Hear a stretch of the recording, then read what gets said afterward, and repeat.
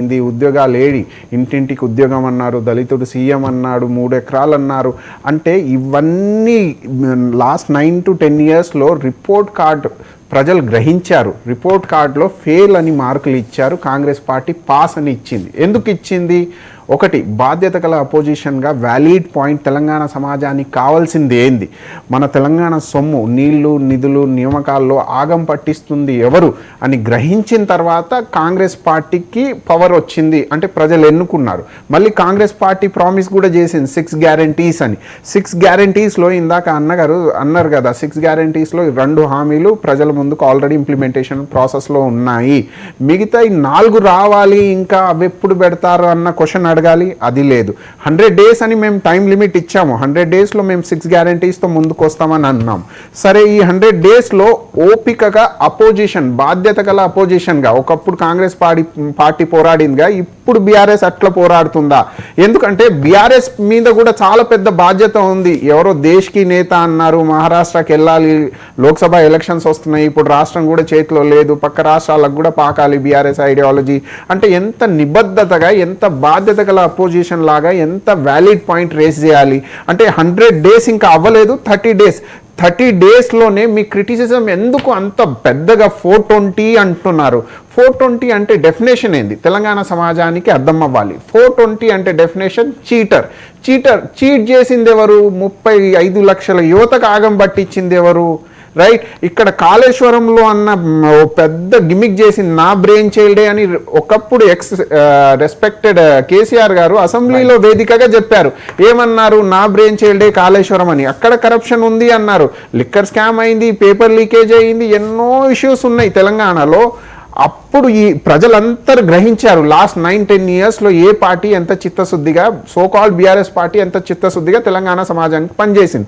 ఇప్పుడు 30 రోజుల్లో సీఎం గారు రేవంత్ రెడ్డి గారు ముందుకు వచ్చిన తర్వాత కన్వే తగ్గించుకోవడం నుంచి, ప్రజా దర్బార్ నుంచి ప్రజా పరిపాలన, ప్రజా వాణి, బంగారు తెల్లి వరకు, మేనిఫెస్టోలో మహాలక్ష్మి 2500 నుంచి 500 గ్యాస్ సిలిండర్ వరకు, ఏది మన ఆరోగ్యశ్రీ వరకు, అన్ని రంగాలకి 30 seconds ఇవన్నిట్లో ముందుకు తీసుకెళ్తూ ఎగ్జిక్యూటివ్ మీటింగ్ టైమ్లీ పెట్టుకుంటూ 100 daysలో మేము ఇచ్చిన ప్రామిసెస్ అన్ని ప్రజలకు వెళ్ళాలని పనిచేస్తూ ఉంటే, ఒక్కరు మాత్రం పార్లమెంటరీ ఎలక్షన్ని ఉద్దేశించి పనిచేస్తున్నారు.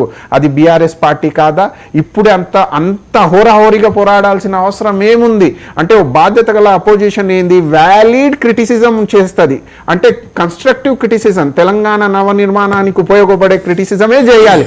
కానీ ఇప్పుడే తొందరపడి లేనిపోని మాటలు చేసి, మబ్బి చేసి, ఒకప్పుడు చేసిరు కదా దళితుడు సీఎం అని, 3 ఎకరాలని, మళ్ళీ అదే ధోరణి. వీళ్ళు మార్చుకోకపోతే బాధ్యత గల అపోజిషన్ హోదా కూడా ఉండదేమో తెలంగాణ ప్రజలు గ్రహిస్తున్నారు. ఆంజనేయ గారు నమస్తే అండి, మీ దగ్గరకు వస్తారు గారు. ఒక నిమిషం. ఆంజనేయ గారు బీజేపీ నుంచి జాయిన్ అయ్యారు. ఆంజనేయ గారు, కాంగ్రెస్ 30 రోజుల పాలనపై మీ అభిప్రాయం ఏంటి? పెద్దలకు, అదేవిధంగా టీవీ నైన్ ప్రేక్షకులు అందరూ కూడా శుభ సాయంత్రం. కాంగ్రెస్ పార్టీ ఏదైతే 6 గ్యారంటీలతో తెలంగాణ రాష్ట్రంలో అధికారంలోకి రావడం కోసం చాలా ప్రయత్నం చేసింది. 6 గ్యారంటీల విషయంలో చేస్తామని చెప్పేసి ప్రజలకు చెప్పింది. కానీ ఈ 6 గ్యారంటీల వల్ల తెలంగాణ రాష్ట్రానికి 68,652 కోట్లు ఇలా భారం పడేటువంటి పరిస్థితి ఉన్నది. రాష్ట్ర ప్రభుత్వం మరి ఏ విధంగా పక్షం వేసి బడ్జెట్ ను ఎలా తీసుకొద్దామని చెప్పారు, చేసిన ప్రయత్నం చేసిన అన్నటువంటి విషయాన్ని ప్రజలకు ఇంకా ఇప్పటి వరకు చెప్పేటువంటి ప్రయత్నం చేయలేదు. అంతేకాకుండా ఇవాళ 6 గ్యారెంటీలో 2 గ్యారెంటీలు మేము ఇస్తున్నామని చెప్తున్నారు. సరే, మంచిది ఇస్తున్నారు 2 గ్యారెంటీలు. ఇప్పుడు ఆర్టీసీ లక్షల్లో అప్పున్నది. పాత అప్పే, గత ప్రభుత్వాలు చేసినటువంటి అప్పులే లక్షల్లో కూడుకుపోయినటువంటి పరిస్థితి. ఇప్పుడు మళ్ళీ రోజు 2 కోట్ల రూపాయలు ఇలా భారం పడేటువంటి పరిస్థితి ఉన్నది. ఈ బడ్జెట్ లో ఏ విధమైనటువంటి బడ్జెట్ లోకి తీసి ఇలా ఆర్టీసీ గడతారు, ఇప్పటి వరకు ఎంతవరకు ఆర్టీసీ కట్టారు అనేటువంటి విషయాలను కూడా ఇప్పుడు పబ్లిక్ చెప్పాల్సినటువంటి విషయం లేదు.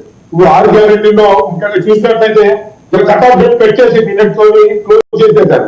ఇలా చాలా మంది ఏదైతే కాంగ్రెస్ పార్టీ గతంలో పాలన ఉన్నప్పుడు యూనియన్ కోసం చెప్పులు పెట్టేది లైన్, అదే విధంగా గ్యాస్ సిలిండర్ల కోసం రైల్లో చెప్పులు పెట్టేది. ఈయన కూడా సేమ్ అదే పరిస్థితి తెలంగాణ రాష్ట్రంలో. ఆధార్ సెంటర్లు, మన దగ్గర ఆధార్ సెంటర్లు చాలా తక్కువ. ఆధార్ కార్డులు ఏదైతే ఫింగర్ గుర్తులేదు, లేకపోతే ఆంధ్రప్రదేశ్ చేంజ్ చేసుకోవాలి, ఇవన్నీ చెప్పడం కారణంగా పబ్లిక్ చాలా మంది ఇప్పటి వరకు అప్లై చేస్తున్నారు. రాష్ట్ర ప్రభుత్వము 6 గ్యారెంటీలు ప్రజలకు ఇస్తామని చెప్పినప్పుడు ఈ 6 గ్యారెంటీలకు ఎందుకు అప్డేట్ పెట్టి సరే ప్రజలందరూ అప్లై చేసుకోవాలన్నటువంటి ఉద్దేశంతో మీరు పెట్టింది కదా, మళ్ళీ దాన్ని ఎక్స్టెండ్ చేయండి. ఇంకా అప్లై చేసుకున్న వాళ్ళు చాలా మంది ఉన్నారు. ఎందుకంటే ఆధార్ కార్డు అప్డేట్ కాలేదు, ఆధార్ కార్డు చేసుకోలేదని చెప్పేసి కొంతమంది ఓటర్ ఐడి కార్డు మన రాష్ట్రంలో ఉంటుంది, ఆధార్ కార్డు కొత్త రాష్ట్రంలో ఉంటుంది, వాళ్ళు కూడా ఆధార్ కార్డు అప్డేట్ చేసుకుంటారు, వాళ్ళకు కూడా ఇవ్వలేదు. అంతేకాకుండా ఈ చాలా మందికి తెల్ల రేషన్ కార్డు లేవు, తెల్ల రేషన్ కార్డు ఇస్తామని చెప్పి చెప్తా ఉన్నారు. కానీ ఎందుకు ఈ కట్ ఆఫ్ డేట్ పెట్టి ఇయర్ క్లోజ్ చేయాల్సినటువంటి పరిస్థితి వచ్చింది? ఇంకా మీరు ప్రజలకు ఇవ్వాలనుకున్నప్పుడు కట్ ఆఫ్ డేట్ తీసేయండి. అంతేకాకుండా రాష్ట్ర ప్రభుత్వం కాంగ్రెస్ పార్టీ ఎక్కువ మోసం కూడా చేసిందండి. ఈ ఏదైతే తెల్ల రేషన్ కార్డు ఉంటేనే ఇస్తాము అని చెప్పి ఎలక్షన్ ముందు ఎందుకు చెప్పలేకపోయింది? ఒక కండిషన్ ఇప్పుడు ఏ బాధ, ఎందుకంటే తెలంగాణ రాష్ట్రం ఇప్పటికే అప్పుల్లో కూరుకుపోయినది. ఇప్పటికే రేవంత్ రెడ్డి గారు ప్రధానమంత్రి నరేంద్ర మోడీ గారిని, అదేవిధంగా అమిత్ షా గారిని, నిర్మలా సీతారామన్ గారిని కలిసి తెలంగాణ సమస్యలు చెప్తా ఉన్నారు, కరెక్టే. కానీ ఆ బడ్జెట్ ఆ అప్పులను ఎట్లా పూడుస్తారు, మళ్ళీ ఇప్పుడు దక్కమైనటువంటి అప్పులను ఎలా పూడుస్తారు, తెలంగాణ బడ్జెట్ ఏ విధంగా పెంచబోతా ఉంది అనేటువంటి విషయాన్ని కూడా మేధావి సమాజ వర్గానికి తెలంగాణ ప్రాంతంలో ఉన్నటువంటి వ్యక్తులందరికీ కూడా చెప్పాలి. ఎందుకంటే తెలంగాణలో చేస్తున్నటువంటి తెలంగాణను బంగారు తెలంగాణ చేస్తామని చెప్పేసి అనుకున్నటువంటి పరిస్థితులు గత ప్రభుత్వాల కారణంగా తెలంగాణ బంగారు తెలంగాణ అప్పులైనటువంటి పరిస్థితి కనబడతా ఉంది. ఎక్కడ చూసినా అప్పుడు సరైనటువంటి పరిస్థితులు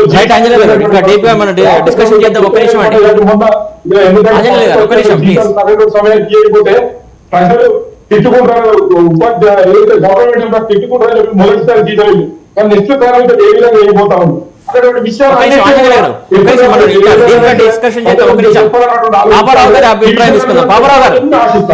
పాపారావు గారు, మొత్తానికి 3 పార్టీల అభిప్రాయం మీరు విని ఉంటారు. అలాగే 30 రోజుల పాలన సంబంధించి మీ అభిప్రాయం ఏంటి? ఒక సీనియర్ విశ్లేషకులుగా మీరు చెప్పండి. పాపారావు గారు విషయాల్లో మనం ఇప్పుడు మాట్లాడలేదు. ఎందుకంటే దానికి జనరల్ గా ఎవరు అధికారంలోకి వచ్చినా 100 రోజులు ఆగటం అనేది ఆనవాయితీ. కాబట్టి అన్ని విషయాలు